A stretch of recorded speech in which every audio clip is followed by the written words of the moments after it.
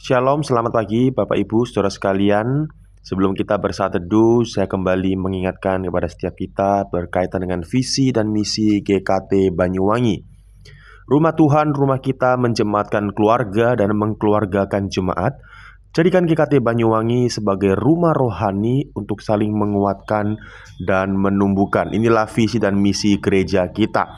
Saudara sekalian, saat teduh kita pada pagi hari ini terambil dari Markus 13 ayat 14 sampai 23, dan saya akan membacakan bagi setiap kita secara khusus ayat yang ke-20.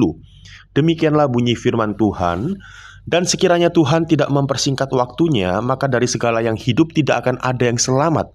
Akan tetapi oleh karena orang-orang pilihan yang telah dipilihnya, Tuhan mempersingkat waktunya. Apa sih maksud firman Tuhan yang mengatakan demikian? Saudara sekalian, kehidupan yang kita jalani tidak selalu berjalan baik-baik saja.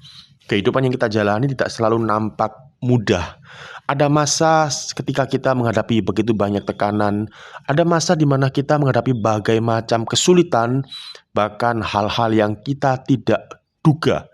Bahkan sampai membuat kita bertanya-tanya, kenapa sih kok bisa semuanya ini terjadi? Saudara, kembali kita melihat Markus pasal 13 ini berbicara tentang masa-masa yang sangat sulit.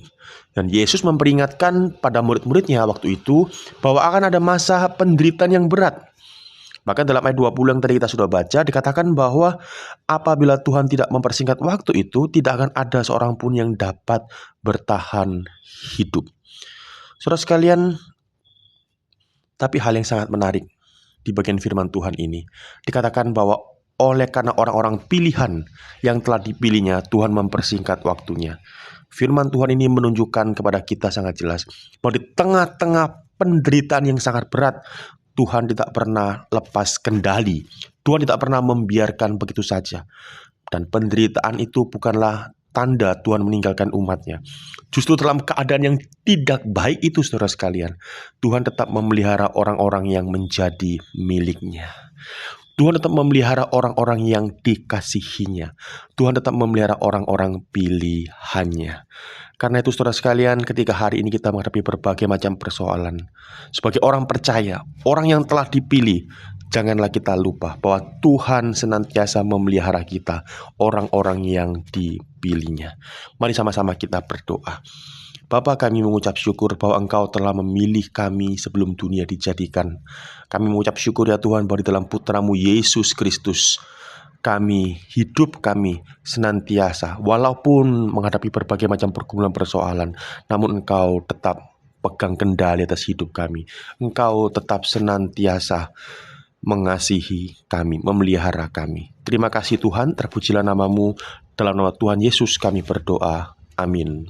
Saudara sekalian, hari ini kita juga bersyukur Ibu Rosi Trieviana berulang tahun, atau yang biasa kita kenal dengan Ibu Cici.